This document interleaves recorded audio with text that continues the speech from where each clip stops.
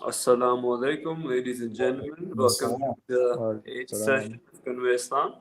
Today we have our friend Hamad with us. He is a Hafiz of the Holy Quran, and he lives in Surrey. And is that right? You'll Yeah, be sorry. you'll be leading the Taraweeh prayer in a few days, inshallah. And so glad to have you with us, No, no, my pleasure, Inshallah. guys.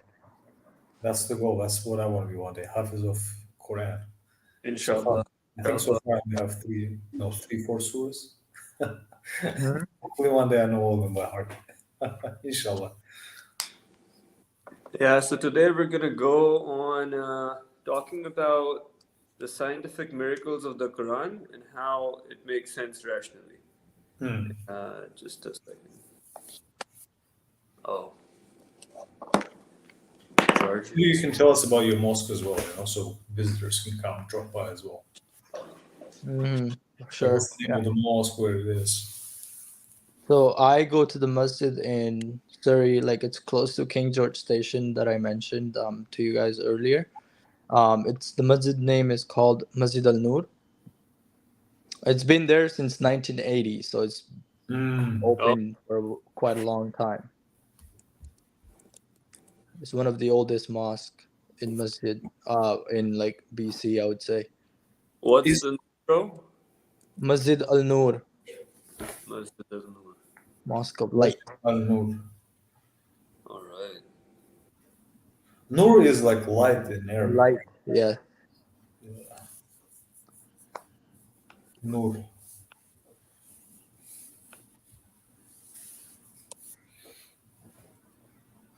Let's begin with tea time. Anar, where's your tea, bro? We got warriors today. No, no, no, no tea this time. No He's tea. getting ready for Ramadan. Getting ready for, well, no water on Ramadan either. So it's like Well, like, yeah, we. slowly reducing my calorie intake. Actually, the opposite. Anyways, I'm trying to get fat before Ramadan, so I'll lose all the weight later. Separate conversation. All Yeah, right. Well, let's talk about scientific miracles of the Quran. yeah, So, let's get into it. to make it interesting, I guess I'll be playing, even though I know all those scientific miracles, I'll be playing like as if I don't know. So I'll be asking questions. Right? What is the most mind-blowing scientific miracle of the Quran that our viewers can look at and be like, "Oh, how on earth could a man 1400 years ago know about this?" In your guys' opinions. Well, there are quite a few, but I think I can answer like what's my favorite one. And that would be an easier question to answer. I think my favorite one is the grammatical miracle of it and how some arrangements, and I can't relate the thing as it is in terms of like how the grammar works and whatnot. But if you look at some YouTube videos, the scholars show, for example, like how some words would be structured and the composition of it. So that's really mind-blowing to me. And then the historical accuracy. So, for example, I think you mentioned that in one of the previous podcasts as well about that in the past, the pharaoh wasn't used to refer to the ruler, right? And then when we found that out uh, this century, was it, or last century, less So than not more than 100 years ago. yeah, I just maybe not to butcher it. So historically, we know that the pharaoh. So at the time of Moses, there was a pharaoh, but at the time of Abraham alayhi salam, there was no pharaoh. There was a king. Pharaoh Mm. actually meant the house, like in Egypt. When you say pharaoh, it meant the house, and then it started meaning the king later. So what's interesting in the Quran is when it does refer to the Pharaoh of Moses, alayhi salam, it says Pharaoh, Pharaoh, I think it says in Arabic, Yeah. Pharaoh, right? But when it refers to the ruler at the time of Ibrahim, alayhi salam, it says Malik. It says Malik. It doesn't say Pharaoh, which is, yeah, that's interesting. We didn't know about this. I don't want to butcher it. I don't know how exactly. I don't think it's Rosetta Stone. No, it's not Rosetta Stone. But like, we somehow found it out recently that that's actually historically accurate, where people put Abraham alayhi salam approximately historically, which timeline, and Moses, that is historically accurate. But Bible actually, what's interesting, does make that mistake. It calls both pharaohs, but at the time of Abraham, peace be upon him, there was no pharaoh. So that's, yeah, that's what I was referring to. Yeah, so Yeah, that's pretty cool. Hmm. that's not What about? scientific. That's historical miracle. But yeah, yeah, Well, it's still a miracle yeah, nonetheless. it But is. yeah, you're right. Okay, so the question was scientific one. Yeah, yeah, yeah. Not historical. Would the grammar be classified under science? Depends what type of grammar we mean. Okay, let's even take those out. Let's go to the ones that you want to hear. So, the embryology, butchered the word, but when the baby's inside and how the baby's formed and the whole process and everything. And how is it possible that that a guy illiterate in a desert 1400 years ago brings to you this information that is consistent with the modern science? So that's quite profound. What do you think the people that are not Muslim and they're looking at it? What do you think they say to reject that? Right, like, because to me, yeah, I also find it fascinating. But what is the excuse when they see that? Right, like embryo discuss, like the forming, sorry, all the stages of formation of embryo go covered in the Quran. But when the non-believers look at it, like, what is it that you think they use as an excuse to say, you know, Bro, I've heard some. So I've heard one that that it's possible that Prophet Muhammad Sallallahu Alaihi Wasallam, he heard these things from the Greek literature somewhere, and that's how he relayed that information in the Quran. So that's what some people say. But of course, we know that's not true, and we know why that's not true. so it, but let's cover that because I think that we can make it interesting, right? If he gonna, okay, so they're saying, because I want to be devil's advocate because Hmm. we don't have a non-Muslim here today, so I'll be playing this one. But I guess the response to that would be, right. It's he couldn't write or read based on every single hadith we have, so he couldn't possibly get that knowledge from Greek literature. And as far as I understand, Arabs of the time, they were quite behind in every single sense of that word, like scientifically, culturally. Like Arabs, there was middle, Except literature. except literature. Yeah, But did they Yeah, have translations? Yeah. I'm not that what. back then I remember like the Arabic language was the most profound in, language and like highly spoken of. So I've like when Risala brought up the literature point, that's where I just thought to bring up the whole this part where I want to say like back then like people used to like if someone used to travel like um for business and they would go somewhere in Europe or Eastern Europe, they would say that, oh, I am from one of the cities from Mecca or Medina. They would like be highly respectful of those people, and then they would actually like treat them with a lot of respect just because of their language. Oh yeah, I didn't know that. I didn't know that. I didn't know that. Nice. And then Wasn't Eastern Europe at the time Roman Empire? yeah, so there were like the people of Quraysh used to do business before like Islam spread, and so that time they used to do business. They would go all over like towards Roman Empire, Syria, and but like at that time the Quraysh were like well known as they were like the caretaker of the Kaaba and everything. Okay.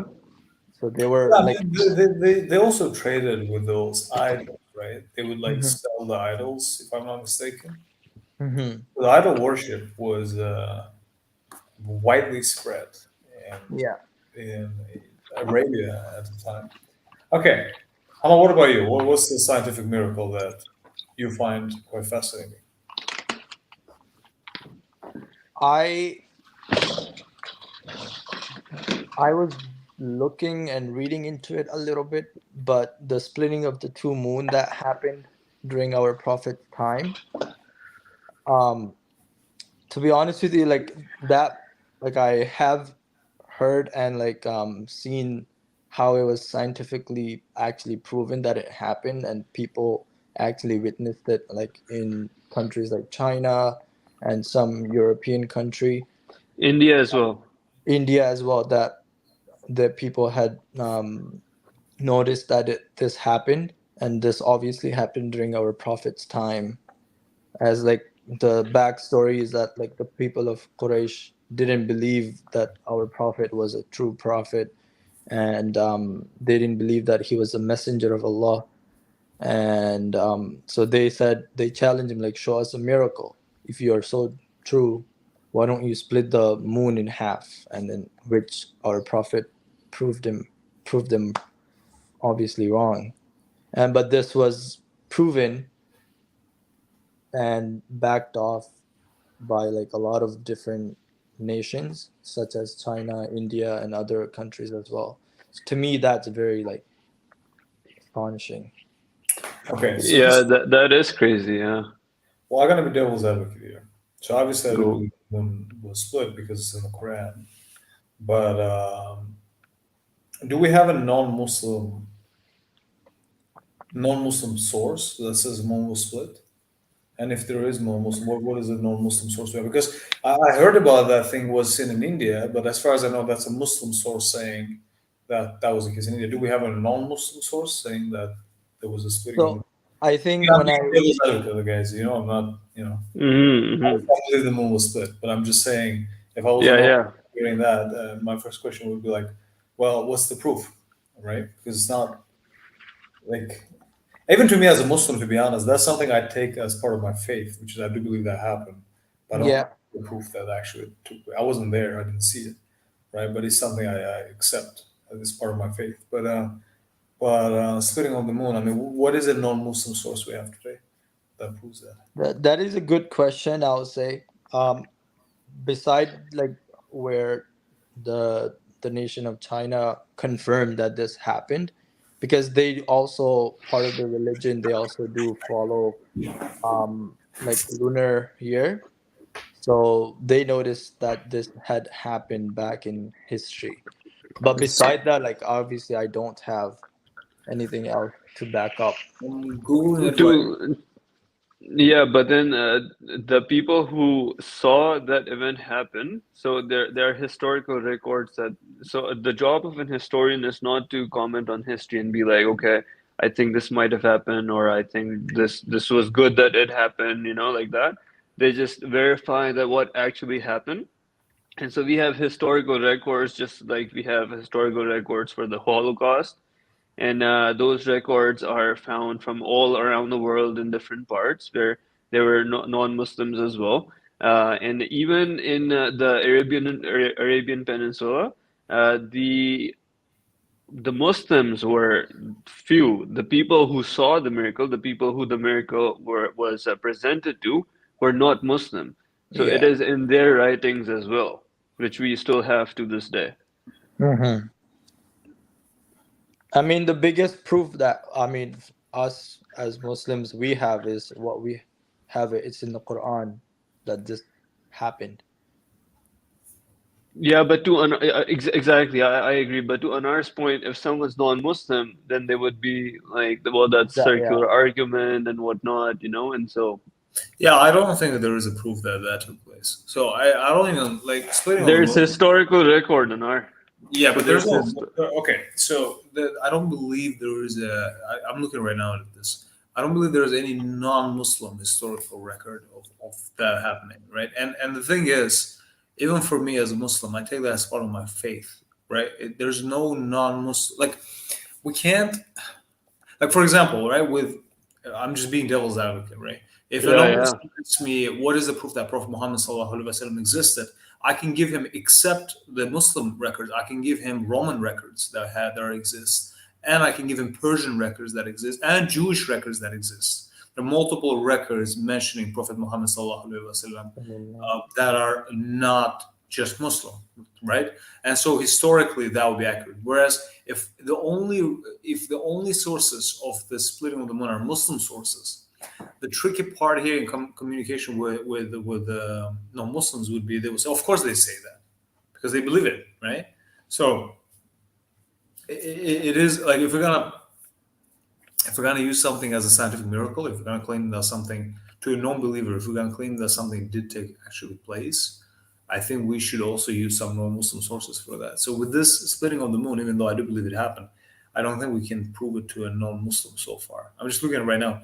I don't think I've seen the photos of a scratch on the moon and all that stuff, but I don't think that's sufficient yet for a non-Muslim person. So, and I think there's stronger scientific miracles in the Quran to mention than this. Like, I don't think this is the strongest one. Okay, so there's this video that mentions the fly antidote. One second. Oh, the fly antidote. Not sure what she's talking about. Okay, so this is a video by Sheikh Osman where he mentions the historical records and the different kind of evidence that might be beneficial.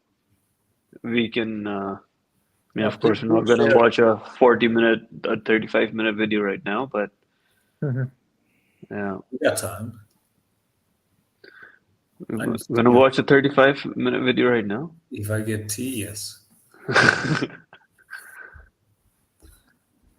Okay, now what's your favorite miracle, bro? Come on. Oh, there's Your turn now. there's so many, and it's like, Well, yeah, you got to choose one though. That your question, you know. I guess have the disbelievers. I'm gonna butcher it, but I think the translation goes: have the disbelievers not seen that heavens and earth were in one entity, and then we split them apart, and we created every living being from water? So it's two miracles in one verse, which is pretty fascinating, right? So have they not seen that earth and heaven was in one entity and we split it apart? He could have not possibly known that. There's no way he could have known that. There's no record of that. And it says afterwards, and we continue to expand it. And we'll continue to expand. Yeah. We continue to expand it. So we didn't have that. All of that is through Hubble's telescope. With expanded, I don't want to mention that one yet because there's a good argument the non-Muslims have against that. Which is? The expand is, if you look at the Islamic okay, so there is a word expand mentioned there, right? To start, yes, there is an Arabic word expand that is in that verse. But if you look at the many Quran translations from 2-3 centuries ago before the Hubble telescope, it actually doesn't say expand. So the interpretation has always been a little different there, because Arabic is a very expansive language. You can interpret it in many ways. So I don't want to mention expand, even though I do believe it says expand. Okay, I will add something to this later, but yeah, continue. Yeah, but like I think Big Bang, the fact that it was in a small entity and then it was split apart, that was not known till 20th century. I mean, we discovered redshift when we looked at the stars and we're like, oh, these stars are going away from us. And then we had to create this whole concept saying, okay, this all was in the same entity. But that is a 20th century discovery. That was not written anywhere. That was not in Greek resources. Neither it was in Arabic resources. It was not a known knowledge. There's no reason on earth why that should have been ever proposed by anybody who didn't get the message from external force. And that's one. And then secondly, say every living being being created from water. Again, that's phenomenal because the microscopes only appeared, I believe, in 18th century, maybe 17. So only now we're capable of seeing what's within the cell, and we know that cells are 60+% are made out of water. I think human cells are like 80% made out of water. So again, that is not something he had no microscopes. I agree. Okay, let me share another awesome thing. Yeah. So, okay, as Muslims, we believe that the Quran is the truth, and then every people across time, they have to agree with it, and it has to agree with their current beliefs about science and those things too, right? And back in the days, even the science and everybody, the educated community used to believe that, that the Earth is the center of the universe and everything orbits the the Earth, right? And then later we came to know, no, that's not actually how it works. It's actually around the sun, you know. Yeah. And but what's crazy is that how, if you read the interpretations of the tafsir of the interpreters back in those days, they have the view that okay, in the Quran also says that it moves around everything moves around the planet, the planet Earth, and then if you read it now, they say that it moves around the sun. So how that works is that the grammar of the Quran, the miracle I was mentioning, is that it is still consistent. So at that time, how people would interpret the grammar, their interpretation of science and Quran was consistent. And when we evolved and we updated our scientific beliefs based on new evidence, the Quranic grammar is still consistent with the modern science. That's crazy. That is. Yeah. So You feel not impressed. no. And the reason I don't is I don't think that's a strong line of argument. Like, okay, Why so not? Hamad knows this. Hamad, I converted to Islam 3 years ago. So I was a non-Muslim till 21, and I've been Muslim for 2 years. And I've explored this religion for a while. Like, I've argued every single existing piece, and then I was like, okay, this totally makes sense. When you're trying to like Rizal, as someone who converted to Islam, right? I can say that when you're trying to talk to a non-Muslim, what you just mentioned is well, you should just say Quran in itself is consistent with modern day science, and just stop there. When you start saying it was also consistent back then with that knowledge of back then the non-Muslim person would understand that we are interpreting Quran to fit the knowledge we're getting today, and that can put some doubt in the heart of someone who is Well, but that's their shallow reasoning, you know. But if you understand that people have to have the same perspective about the Quran since they've been across time. Let me get So one in a second. But yeah, you continue. if you were living 200, 300 years ago, you would still be thinking about the Quran in its great in its glory, and so you wouldn't want to find inconsistencies within it. And so you would be trying to make sense of the world through the Quran as well. And so what I'm saying is that what the Greeks and what the astronomers were saying about the world, about the cosmos, at that time, the grammar of the Quran allowed for an interpretation which was consistent with the beliefs, with the science at that time. And when the science updated and we found out what's actually how it actually works, the grammar of the Quran allows for an interpretation that is consistent with the science right now. So it's not like you can interpret anything. It's not like that. It's another one of the linguistics miracle of the Quran.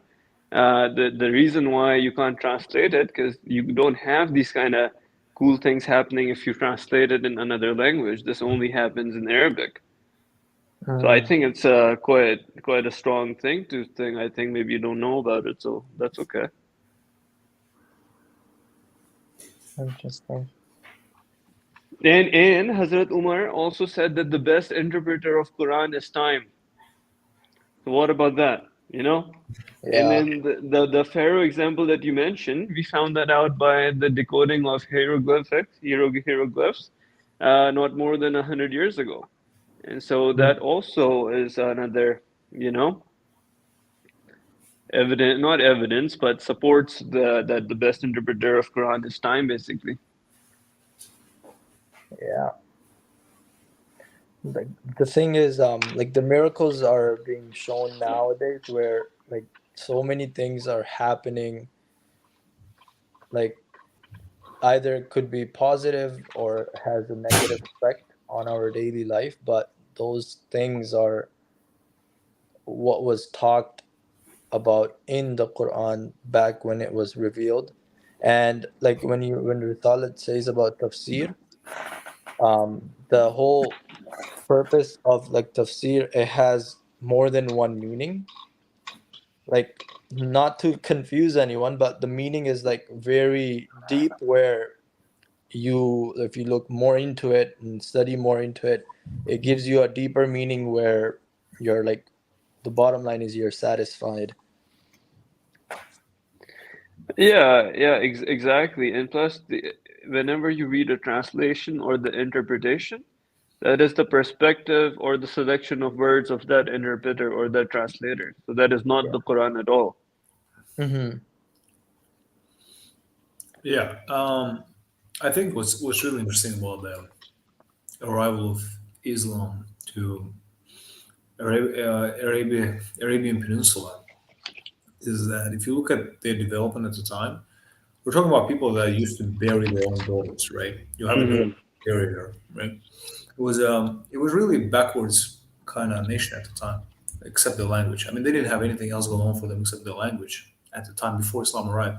And then as soon as Islam arrives, it turns into it gets into something called the golden age of Islam, right?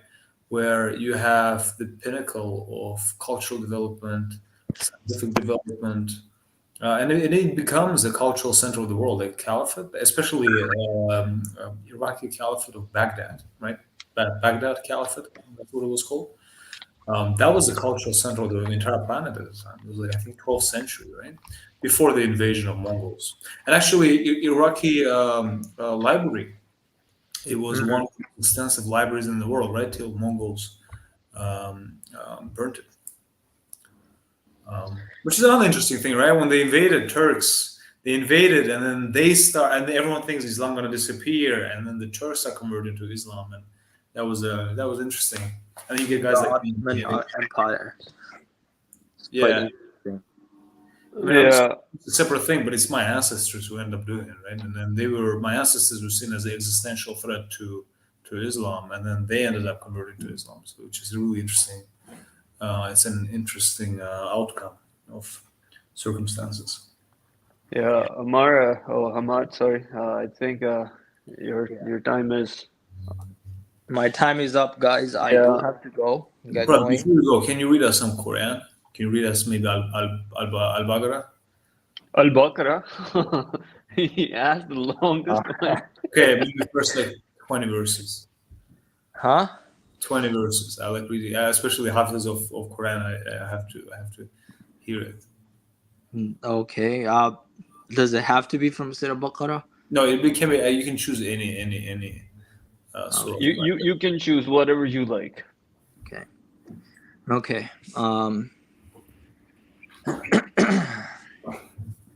أعوذ بالله من الشيطان الرجيم. بسم الله الرحمن الرحيم. يا أيها الذين آمنوا لا تلهكم أموالكم ولا أولادكم عن ذكر الله ومن يفعل ذلك فأولئك هم الخاسرون وأنفقوا مما رزقناكم من قبل أن يأتي أحدكم الموت فيقول رب لولا أخرتني إلى أجل قريب إلى أجل قريب فأصدق وأكن من الصالحين ولن يؤخر الله نفسا إذا جاء أجلها والله خبير بما تعملون صدق الله العظيم. Jazakallah. Okay, make Thanks. dua for me, guys, for Taraweeh and everything, and may Allah make your guys's and everyone else's here their fasting and all their ibadah accepted, and Inshallah. give Inshallah. highest reward. Take care, brother. Inshallah. Yeah, remember me in your duas. Of course. You as well. Assalamu alaikum. Walaikum salam. Okay. All right. Man, that was good. I got tea. Though. I got tea now. See? Yeah. Green tea. Okay, so we've mentioned the embryology. We've mentioned the origins of the universe. Mountain having roots. He have no. Okay, so speaking seriously, right? Okay, so for anyone who is not a Muslim, we're talking about him, and I love Prophet Muhammad sallallahu alaihi wasallam, right? But I think it's a known fact. He never went to school. Well, as far as I know, never went to school. Yeah, yeah, completely illiterate. Didn't know how to read or write. Didn't understand He poetry died even. orphan before the age of 40. All he did was merchandise, right? Merchant, and and he was a shepherd as well, I believe, at some time. But Yeah, mainly his main profession was merchandise. yeah. And till the age of 40, no one ever saw him write a poem, read a poem, say a poem, like none of that stuff.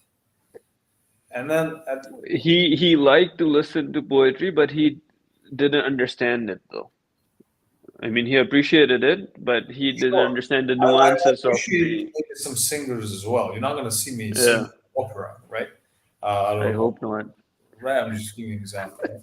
So at the age of 40, out of nowhere, if you Yeah, think about it, for anyone who's not Muslim, he produces even if you're not a Muslim, you can appreciate the Quran as a poetic masterpiece. I mean, take Al Fatiha and then see how every single verse rhymes.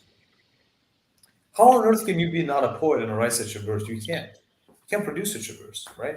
It's especially in his circumstance. So for him to not only produce this scientific miracle, but also to fill it up with all the scientific ideas that are in the book, that's impossible, right? Like for a human to the do. probability. So, that, like they say that he might have heard it from somewhere else, but then if he did that, the probability of getting all of these things right, it's just negligible. Look, here's the thing. Okay, if he's just copying what he heard from someone else,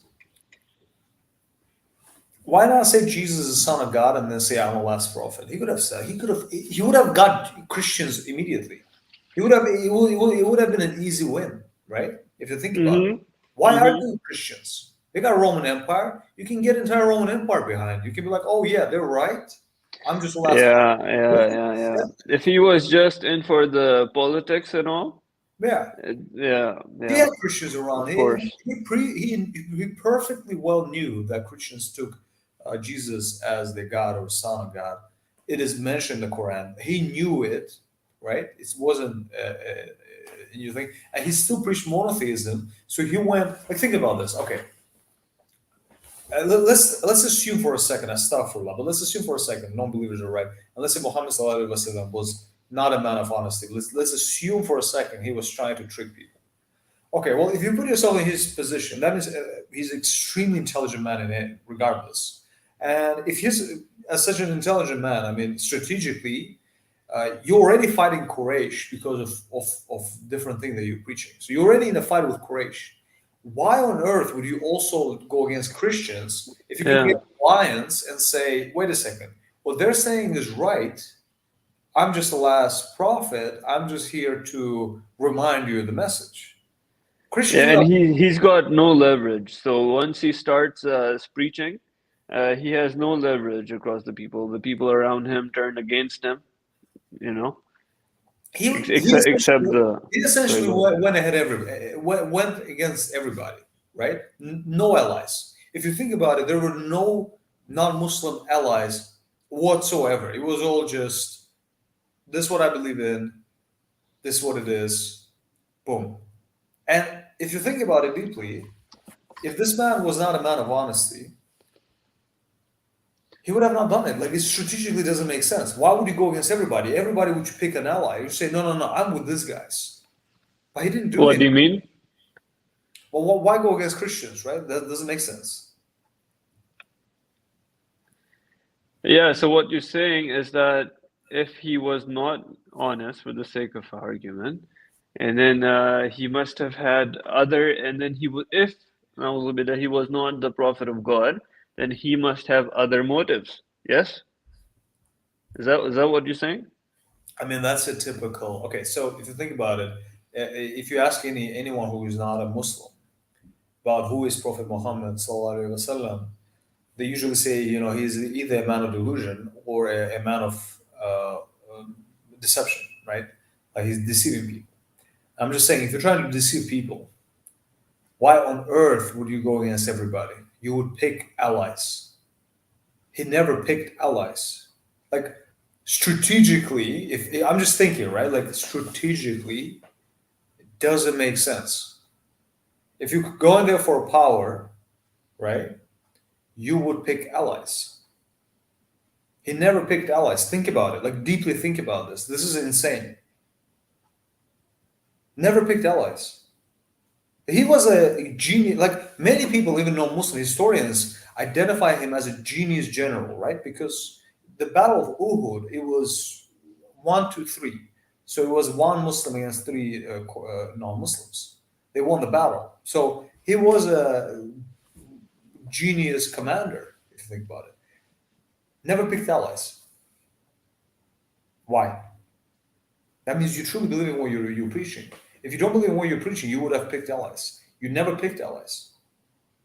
You never allied with Christians. You could have easily allied with Christians. You never allied with Jews. Think about it. Never had a military alliance with the Jews.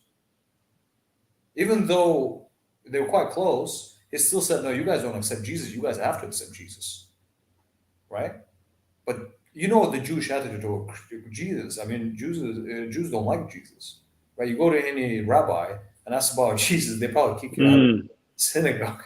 You know what I mean? They for them, they see Jesus as either a man of blasphemy because they believe he called himself God, or they see him as a false Messiah, etc. Like they don't see him as the true Messiah, right?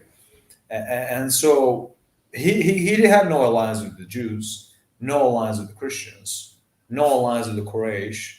So strategically, that doesn't make sense for someone who would have not been truthful. Yet on this note, let's pause. I'm gonna be back in a second.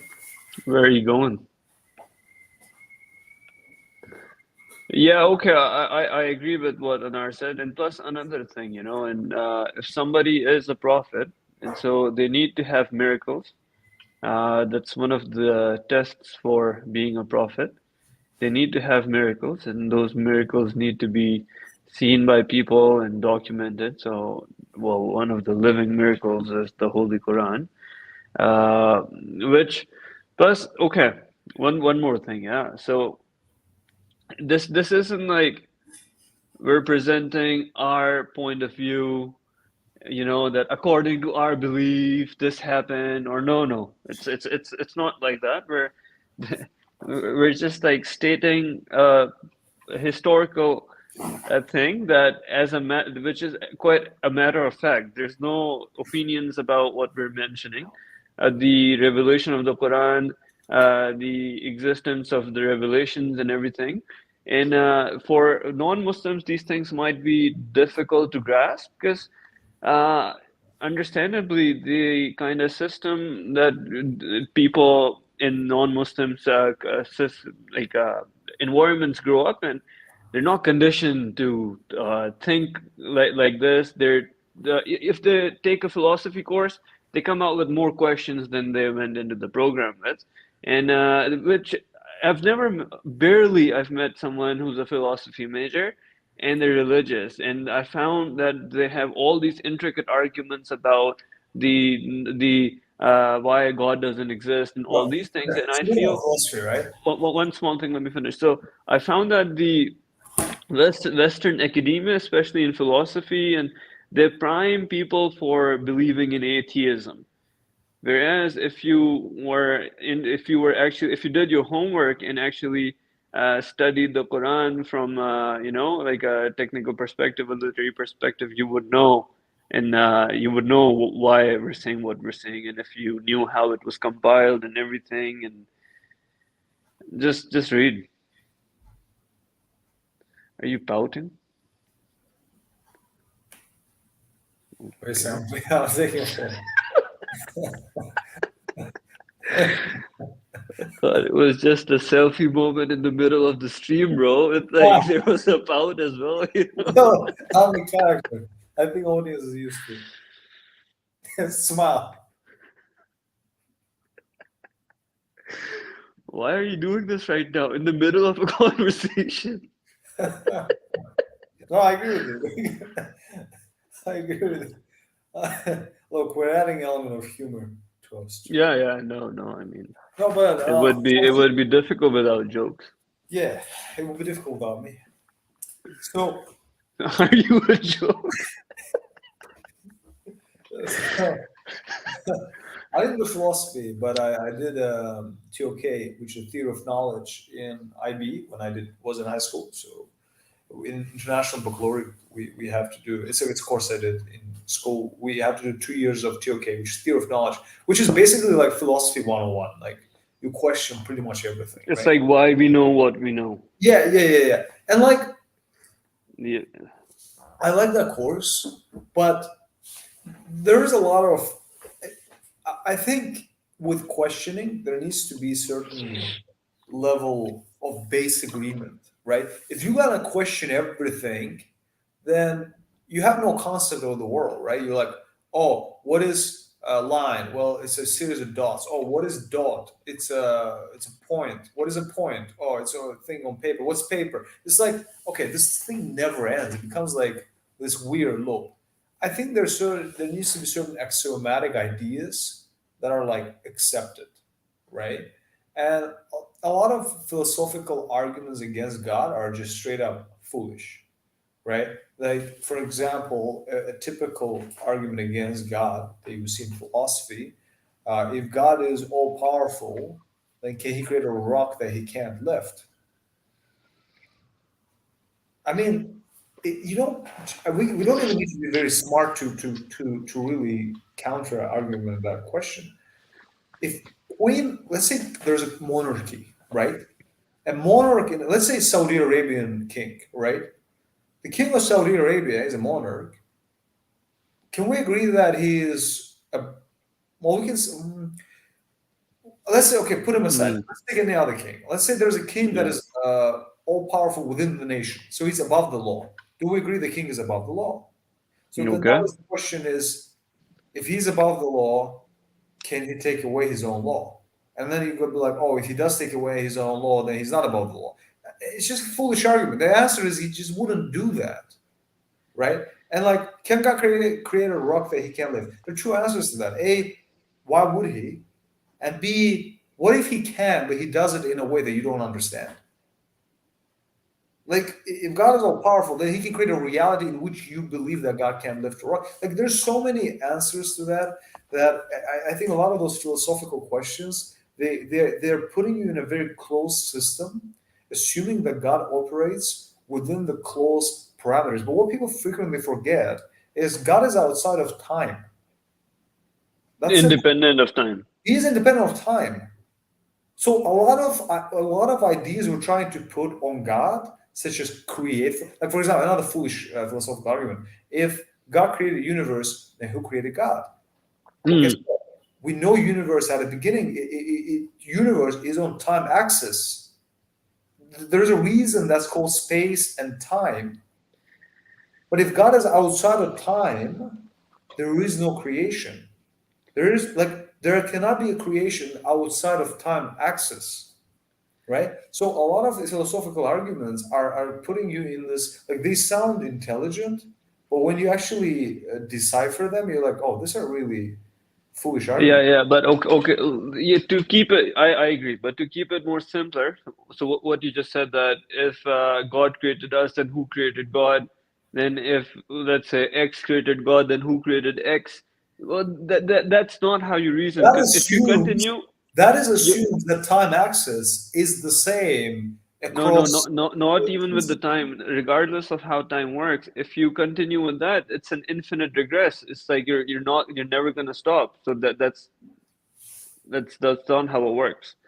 So creation, being born and birth, it's a characteristic of the creation. So just like this is a phone, and you can look at the phone and you can be like, okay, someone intelligent, someone rational who knew what they were doing, they created this. But there's nothing in the phone, maybe some photos or whatnot, but just from the appearance of the phone, there's nothing that can tell you how I look or who I am, you know? So from the universe, yeah, you can see that, okay, God is rational. You can see characteristics of God. There's mercy, there's justice, and there's all these things, but you can't really look at a lamp and just have an idea about who the creator of the lamp was. No. And, Yeah. and that's why I think Islam as a religion is very profound, because it says, the last verse of Surah Al-Ikhlas, it mentions that God, there's no likeness of him. There's no likeness of him, right? So there's nothing like God. Anything you would imagine God to be, that's not God. And that is very smart, right? Like, I think a lot of those philosophical arguments, they're based on assumption that this universe, all it is, and the laws of this universe are ultimate. But the problem is, if the laws of this universe are created, then the laws of this universe do not apply to the You creator. mean you mean there was a cause? Bro, put Or aside. sorry, you're talking about No, no, something no. else. You're not hearing me. You're not hearing me. Go ahead, go ahead, That's go not what ahead. I'm saying. I'm saying a lot of philosophical arguments are based on assumption that the laws of this universe are universal. They apply to the creator. Hear me out. But then you're assuming the creator is inside the universe. That's what they're doing. Okay. But if the creator is not inside the universe, why would the laws of the universe apply to the creator? Yeah, okay. They wouldn't. Do you understand the point I'm making? Yeah, of course I do, Yeah. yeah. And then they say, well, what is your evidence to believe that there is a creator?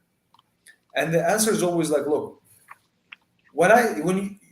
and to be honest, this is where they get hypocritical. They get really hypocritical about this. When I take them to Stonehenge, I believe it's in the UK, right? They go to Stonehenge and they look at the Stonehenge and they're like, this thing has a signature, meaning pattern. And so it's either humans made it, or sometimes they come up with these weird theories like aliens or whatever, some intelligence. And then Yeah. like, when you ask them, okay, if I take this Stonehenge, let's say you didn't see Stonehenge on the planet, but you go to Mars and you see Stonehenge, what would you say? Well, they think about it, they say, well, there's aliens, 100%. There's some intelligence here. Okay, so they're looking at signature, they're looking at patterns, and when they recognize patterns, they immediately say there is intelligence. Like, I see it across the science. Like, this is exactly how NASA today is trying to track if there's alien life. They're trying to listen to audio sounds to see if there's any pattern, and if there's any pattern, they start analyzing it. Oh, is it intelligence or is it a star or something? They're looking for those patterns to see if they get a sign of intelligence. And the way they try to decipher it is specifically based on those patterns. So they know that if they go somewhere and they see a very complex pattern on the planet, like Stonehenge, they would immediately say there are aliens here, right?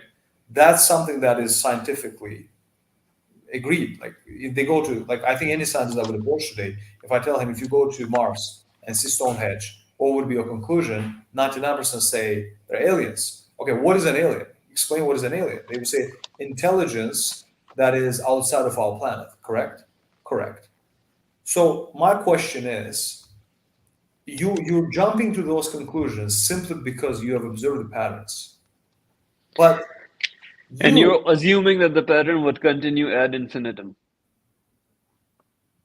That the pattern would continue behaving like how it's always been doing in the future but as that's not well. what I'm talking about. I'm talking like I'm Stonehenge. saying that's also an assumption based on what you're saying. Yeah, Not the assumption you make, but it's a scientific assumption. That's how yeah, induction works and all the exactly. proofs. Yeah. So, but here's the thing: Not the all the science proofs, itself induction. is what? It's study of the patterns of the universe, Yeah.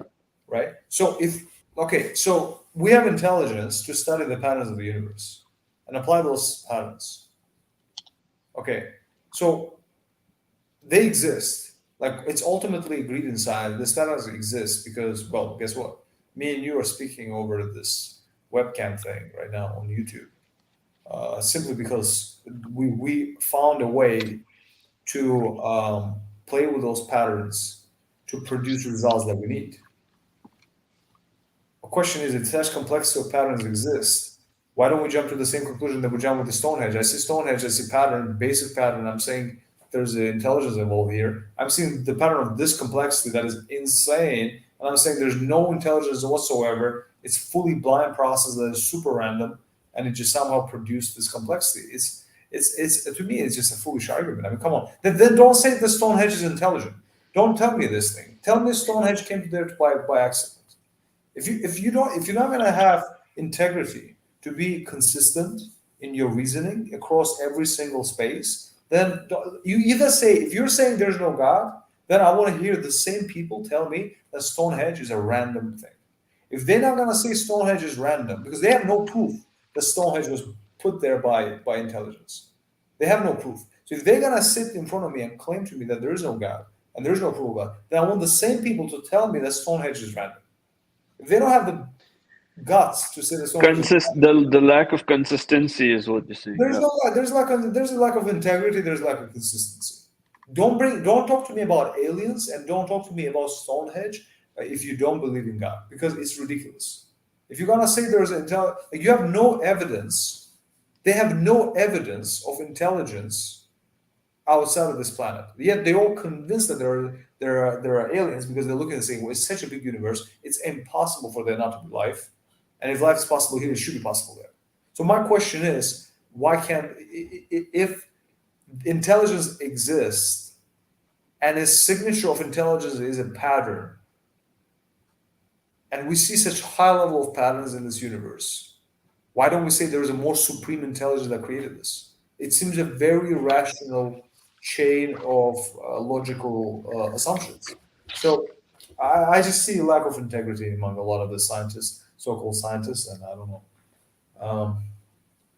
I'm a science major for people that don't know, so I had to deal with a lot of these folks, and I think a lot of them are dishonest people.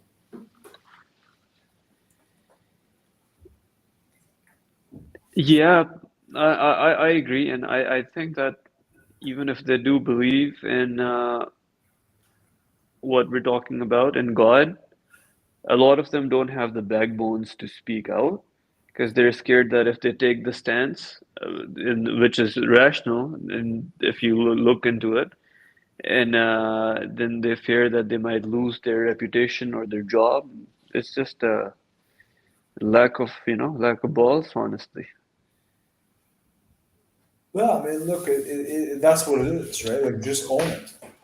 You know, I think assumption that believing it takes more faith to say that this all universe is a byproduct it's a byproduct of a blind process. Takes more faith than saying that there is intelligence involved. Exactly. I'm glad you said that. Believing that this all came based on chance, it takes so much faith. And then it's those people who think that these religious people, well, let's talk about the Muslims because we're Muslim. They just believe in a book and that's all, like for blah blah. But then they have no idea what they're talking about. Yeah, but like, okay, so I believe in a book because the person that wrote this book said it's from God, and many people before him brought the similar message and said it's from God. So we have prophets that came over centuries with the same message. So at least I have faith. What do But they do? no, one second, Anar. But they have faith too. They don't admit it, but we have faith based on knowledge. It's not a dogmatic faith that we just believe something just because our parents used to say something. No, no. Yeah, but Like you what is once no, but what is their faith? well, their faith is based on their scientism, S with like a scientism that Yeah, who told? this in Okay, question. Who told them that that's the case? Like what they're assuming? What, based on what are these assumptions are made? bro. So from the conversations I've had and the books I've read and the debates I've seen, so what I think is that after It's nice, Darwin, by the way. It's Azerbaijani tea, guys. I recommend. It's really good. looks Try it good. out. I will make you Kashmiri tea next time we meet. No, The pink Azerbaijani tea. is the best. Pink tea, bro. We got pink tea. You ever seen pink tea? We got pink tea. Pink Have tea, tea. guys. Have tea. Pink tea. Let me know in the comment section if you guys like the tea. If you Pink guys want tea. to try Azerbaijani tea, let me know. Let me know in the comment section. Anar's got a business. He will send you a bag of good old Azeri tea. We send you good Azeri tea. Yeah. It's just $50 for a small bag. We donate the rest to ourselves. Anyways, yeah, yeah. So, bro, after Darwin, there was this like a huge thing in science that, oh my God, Darwin we was not an figured it atheist, by out. the way. Darwin was a Huh? God believing man. Darwin was a God believing man. Yeah, yeah, yeah, yeah. Okay, well, it's good you mentioned that. Not everybody knows. But then what happened is that afterwards, it's like a scientific thing which turned into this religion. And then people were like, "Oh my God, this makes sense." So now we don't have to think about stuff like religion. So that just kind of filled their void in themselves in some way, and they didn't feel like poking it. A lot of the people who make these arguments, they haven't even read Darwin's work. They don't even know what Oh yeah, he yeah. was I know. talking about. And They never even so read religious books. say what? They never even read the religious book. The number of people that Yeah, yeah. So, it's like like they're not even sincere in terms of their what is that? Their pursuit for truth or knowledge, or you just know when someone's seeking if they genuinely want something or not. look. I mean, it's every time one thing I find that arguing atheists, and it's important to talk about this, is when you debate with them, their goal is to create ambiguity. Like a lot of the time, what I notice, and when they argue with you, they create ambiguity to get you confused. They're gonna throw a bunch of ambiguous concepts at you to get you confused, and then you're gonna confusing yourself, and then you cannot have an argument properly. And then you think you lost sometimes. But if you actually sit down and just relax and let them throw that stuff, and understand that that is all just ambiguity, you're like, oh, okay, well, that doesn't make any sense. That's usually a problem. You're right. That's usually a problem for believers or Muslims who have not educated themselves enough. Yeah, I mean, it's you should be very comfortable with sitting with an atheist, and you're gonna throw those ideas at you, and just be comfortable to take them and be like, look, a lot of it is just ambiguity. I've not seen a single atheistic argument that I was like, okay, this is quite strong. If you notice, a lot of the arguments are based on attacking religious arguments, not by themselves. Like, what is the belief? Like, that's why a lot of people nowadays are agnostic. That's a new wave, if you notice. Atheism is not as popular nowadays. It's mainly agnostic Yeah, yeah, you're right. You're right. because they're realizing that we can't really argue against God, but they can say, "Well, I don't know." But my question is, do you not know that Stonehenge was built? Like, say the same thing about aliens, and say the same thing about Stonehenge. And I also want you to say the same thing about your house. The house you live in, tell me you don't know if it was built by intelligence. It might have came here by existence on its own. Tell me you believe in that, and then look at people's facial expressions. Somebody might even call you 911 if you say that. So just saying, right? And also maybe the food that you have in your fridge, it might all also just came there by on its own, Random, eh? random, you know. Same as my socks end up in the drawer just on its own. Nothing, nothing to do with your wife or your mom. It ends up there on its own. No. And so and plus we should also mention that Quran is not a book of science, it's a book of signs. And Quran is there a book there of Quran is a book of everything. yes, yes, of course. And then there are people who are curious about different things. So there are people who are only whose curiosity is only satiated by logic and scientific things. And so for them, you have these scientific miracles in the Quran, and for everybody, they have whatever fancies them in the Quran. And plus, man, people should honestly just read the Quran, man. And I'm glad Hamad was able to recite the Quran, and it was quite beautiful. We should have asked him which surah he recited from. I think if anybody sincerely and honestly sits down and reads the Quran and doesn't jump to conclusions fast and take their time to research things, they will be convinced that this is from higher power. It's a different type of book. Every single problem Obviously, the problem you guys are running into today, all of them are covered in Quran. Bro, there's a Canadian professor of anatomy. He's written 22 textbooks and 181 scientific papers, and this was in 1991 when I'm reading this. And a science guy, top G in science. He says Three top that G. yeah, and he's commenting about the YouTube. stages of birth Why mentioned. did you ban Andrew Tate, huh? Look at Bro, he's gonna be back, Are they inshallah. gonna ban us too? Is YouTube banning us as well? No. No, no. And so, bro, listen to what he says about the embryology in the Quran. Yeah, he Next thing says the we're getting way, strikes for mentioning huh? Andrew Tate. Next thing you know, we're getting strikes for mentioning Andrew Tate. No, no, we're good.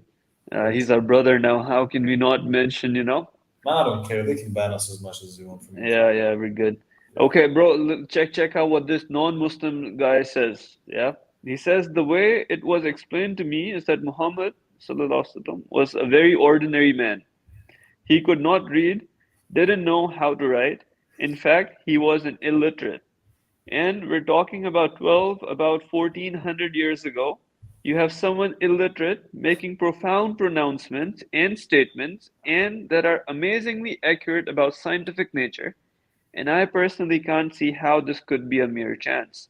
There are too many accuracies, and like Dr. Moore, I have no difficulty in my mind that this is a divine inspiration or revelation which led him to these statements. So why synonymous?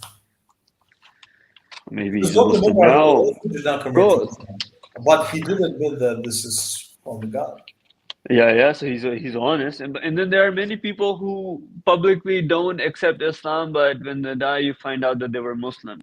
There's a German scholar of Oriental literature and Sufi literature, Annemarie Schimmel. Nobody knew she was Muslim, but when she passed away, it was in her will that she was Muslim all along. Ninja Muslims. Why do you think they're not publicly saying it? Bro, maybe they're scared, that they might get punished or ostracized for some reason. Could be whatever reason. I think it's between them and Allah. I don't know, but at least they were Muslim. That's awesome. Yeah, that's amazing. So, yeah, man. And there's another field that I've been seeing some people do some work in. It's called computational theology. I haven't seen the Muslim works in this. I also haven't looked for that yet, but I think it could be really cool because you could just like map out. So, for example, like different verbs and different things and different meanings and how one thing can mean different things in different contexts and time. You could map all of those things out. I mean, it would be a hardcore nerd PhD kind of project, but if someone's listening, they want to do it. And uh, one more controversial tidbit of an information just throwing there. And the wife beating part, if somebody wants to talk about it, they can. But the wife beating part, if you are not familiar with the grammar, then you would have a completely different interpretation. But then if you knew about the grammar, How did we end up talking about that? about the grammar, about computational theology, that if you have a machine learning, a knowledge graph basically that maps out all of the different contexts and the different meanings that you can have, that the grammar of the Quran would be true in, you could make a lot of different connections that we haven't done yet, maybe. Not maybe, for sure we haven't. Mm-hmm. And so I think that would be something prudent to put time and energy and resources into. Maybe something down the road we can. But you would need resources and Yeah. hardcore computer science and PhD level stuff. Maybe down the road we can hire some hardcore PhD person that just wants to work in this thing. Yeah, well, that would be amazing. Alrighty, so I think this was a good hour. Yeah, I think we as covered it. always. It was beautiful. Bro, there's one thing that our guest mentioned that we promised her that we would talk about at the end. Tea, right? Yeah, it's good No, tea. no, after tea. After tea, she says something about the fly antidote is another miracle. And so there's I'm not well read about this one yet, but I know it's when one side of one wing of a fly ends up, I think, in a glass of water. Make sure you put in the second wing in, something like this. And it turns yeah, out that somehow Prophet Muhammad sallallahu alaihi wasallam knew that one wing contains the poison and another contains the cure from the same pure poison. It's actually pretty insane. But yeah, yeah, that's also in the Quran. And now from science, now we know that that's true. Back in the days, people would, it's huh? impossible to be an honest man and deny Quran. I tell you this well. Bro, I think people need to, like people need to realize that time is just going by, man, and Islam is the lifeboat.